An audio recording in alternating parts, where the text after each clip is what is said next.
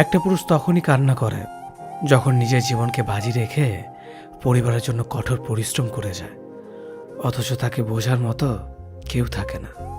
শেষবারের মতো আরেকবার চেষ্টা করে দেখি। পৃথিবীতে এই চিন্তাটাই অনেক সফল মানুষের জন্ম দিয়েছে। অভাব আর অভিযোগ এমন একটা জিনিস যা অন্যের কাছে না বলাটাই ভালো। কারো কাছে অসহ্য হয়ে ওঠার থেকে হারিয়ে যাওয়া অনেক ভালো। বন্ধুত্ব কখনো হারায় না, হারিয়ে যায় সেই মানুষটি যে বন্ধুত্বের মূল্য দিতে পারে না। মন খারাপ হতে বড় কোনো কারণ লাগে না, ছোট্ট একটা কারণই যথেষ্ট।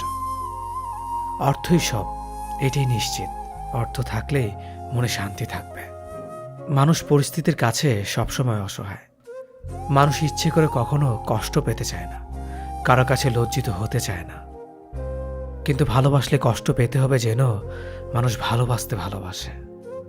জীবনে তারা বেশি কাঁদে যারা 10 জনকে নয়, একজনকে মন থেকে ভালোবাসে।